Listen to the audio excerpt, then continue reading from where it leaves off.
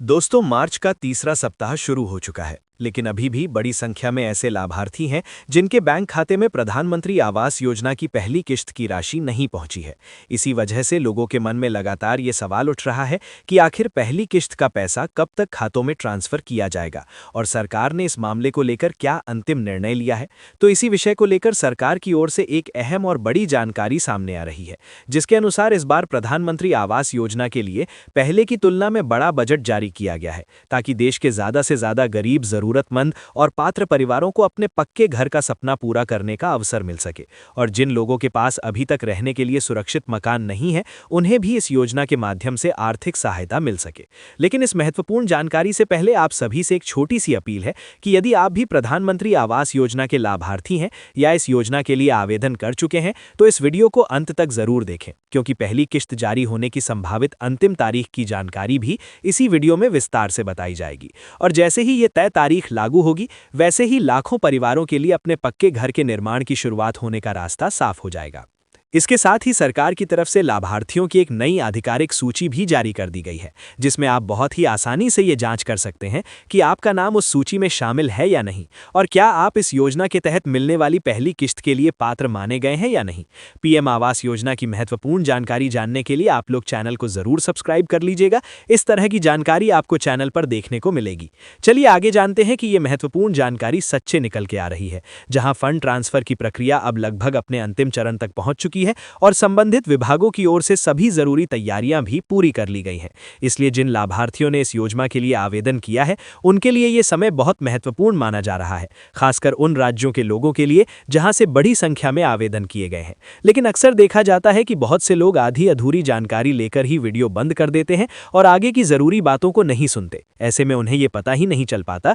कि उनके ब्लॉक या पंचायत की जो नई सूची जारी की गई है, उसमें उनका नाम अभी भी मौजूद है या किसी कारण से हट चुका है। इसलिए हमेशा ये बात याद रखनी चाहिए कि अधूरी जानकारी कई बार नुकसान का कारण बन सकती है, और जब बात आपके अपने पक्के घर से जुड़ी हो, तब पूरी जानकारी लेना और भी ज्यादा जरूरी हो जाता है। मैं समझ सकता हूं कि पिछली बार भी कई लोगों को संभावित तारीख बताई गई थी, लेकिन किसी कारण से उनके खातों में पैसा नहीं पहुंच पाया था। इसी वजह से कई लोगों के मन में संदेह भी है, लेकिन इस बार स्थिति पहले से अलग बताई जा रही है, क्योंकि नए बजट सत्र के बाद इस योजना से जुड़ी फाइलों को केंद्र स्तर से अंतिम स्वीकृति मिल चुकी है और लाभार्थियों की नई सूची को आधिकारिक पोर्टल पर भी अपडेट कर दिया गया है। इसलिए अगर आपको अभी भी इस जानकारी को लेकर किसी तरह का संदेह है, तो आप अभी कमेंट में अपना पूरा नाम और अपने गांव का नाम लिखकर जांच कर सकते हैं, ताकि आपकी स्थिति की जांच की जा सके और यदि आप पात्र हैं तो आपके पक्के घर के सपने को पूरा करने की दिशा में आगे की प्रक्रिया जल्द से जल्द पूरी की जा सके। साथ ही जो लोग इस जानकारी को अंत तक ध्यान से देखेंगे, उन्हें वो आसान तरीका भी पता चल जाएगा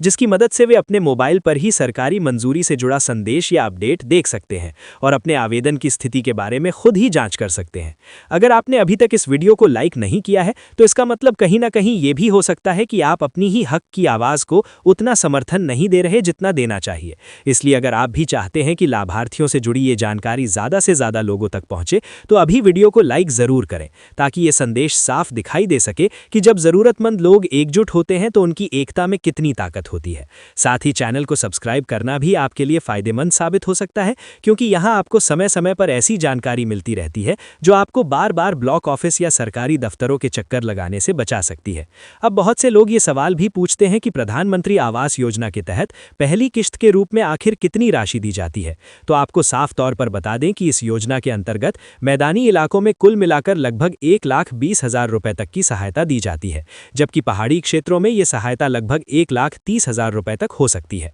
और इसी कुल राशि में से पहली किश्त के रूप में लगभग 4,000 रुपए लाभार्थियों के बैंक खाते में भेजे जाते हैं, ताकि घर के निर्माण का प्रारंभिक काम शुरू किया जा सके। लेकिन ये पूरी जानकारी और इसका सही लाभ वही लोग समझ पाएंगे जो इस वीडियो को अंत तक ध्यान से देखते रहेंगे और उस अंतिम तारीख का इंतजार करेंगे जो आगे बताई जाने वाली है। और अंत में मैं आपसे एक प्रेरणादायक बात कहना चाहूंगा कि कई बार परिस्थितियां कितनी भी कठिन क्यों न लगे, उम्मीद की एक छोटी सी किरण भी बड़े बदलाव की शुरुआत कर सकती है। बुझी हुई शमा भी दोबारा रोशनी दे सकती है और तेज तूफानों के बीच भी कश्ती स्थिति अपना रास्ता निकाल सकती है। इसलिए निराश होकर अपने इरादे कभी मत बदलिए, क्योंकि वक्त बदलते देर नहीं लगती और आपकी किस्मत भी किसी भी दिन नया मोड़ ले सकती है, खासकर तब जब वो महत्वपूर्ण तारीख अब पहले से कहीं ज्यादा करीब बताई जा रही है। सरकार की ओर से हाल ही में ये निर्देश जारी किए गए हैं कि मार्च के आखिरी सप्ताह से लेकर अप्रैल के पहले सप्ताह के बीच अधिकांश राज्यों के पात्र लाभार्थियों के बैंक खातों में प्रधानमंत्री आवास योजना की पहली किश्त की राशि सीधा लाभ अंतरण यानी डीबीटी के माध्यम से भेजने की प्रक्रिया शुरू की जाएगी।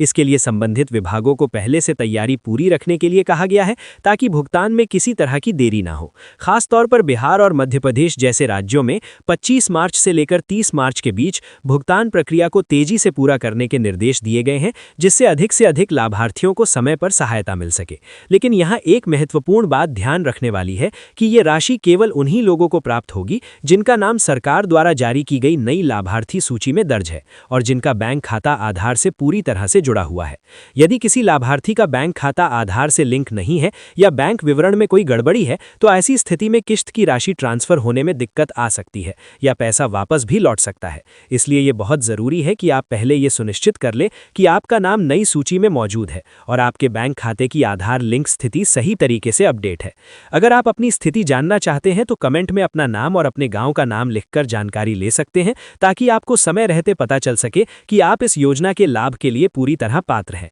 या नहीं, और कहीं ऐसा ना हो कि जानकारी के अभाव में आप इस महत्वपूर्ण अवसर से वंचित रह जाएं। ये भी याद रखें कि ऐसी जानकारी केवल एक सामान्य अपडेट नहीं होती, बल्कि कई लोगों के लिए उनके अधिकार और भविष्य से जुड़ी अहम सूचना होती है। अक्सर देखा गया है कि कुछ लोग बिना पूरी जानकारी लिए ही इसे गलत मानकर आगे बढ़ जाते हैं और बाद में उन्हें पछताना पड़ता है जब उनके आसपास के लोगों के घरों का निर्माण शुरू हो जाता है और वे केवल देखते रह जाते हैं। इसलिए बेहतर यही है कि आप पूरी जानकारी ध्यान से समझें और अंत तक जुड़े रहें, क्योंकि आगे आपको वो आसान तरीके भी बताए जाएंगे जिनकी मदद से आप खुद ही अपना रजिस्ट्रेशन नंबर चेक करके अपने आवेदन की स्थिति जान सकते हैं। आपको ये बात हमेशा ध्यान में रखनी चाहिए कि इस योजना का लाभ लेने के लिए किसी भी प्रधान सचिव या किसी अन्य व्यक्ति को एक भी रुपया देने की आवश्यकता नहीं होती, क्योंकि ये पूरी तरह सरकारी योजना है और इसके तहत मिलने वाली सहायता सीधे पात्र लाभार्थियों के बैंक खाते में भेजी जाती है। इसलिए यदि कोई व्यक्ति आपसे इस काम के नाम पर पैसे मांगता है या किसी तरह का दबाव बनाता है तो सावधान रहें और ऐसी स्थिति में उसका नाम और जानकारी जरूर लिखकर बताएं, ताकि उसकी शिकायत संबंधित अधिकारियों तक पहुंचाई जा सके और जरूरत पड़ने पर उसके खिलाफ कार्यवाही हो सके। सरकार का उद्देश्य यही है कि योजना का पूरा लाभ सीधे जरूरतमंद लोगों तक पहुंचे और बीच में कोई भी व्यक्ति गलत तरीके से फायदा न उठा सके। इसलिए सभी लाभार्थियों को जागरूक रहना बहुत जरूरी है। अगर आपने इस जानकारी को ध्यान से सुना है तो इसके लिए आपका धन्यवाद, और अब आप अपने नाम के साथ अपने गांव का नाम लिखकर जानकारी साझा कर सकते हैं, ताकि आपकी स्थिति की जांच की जा सके और यदि आप पात्र हैं तो आपके पक्के घर के सपने को पूरा करने की दिशा में आगे की प्रक्रिया जल्द से जल्द पूरी की जा सके।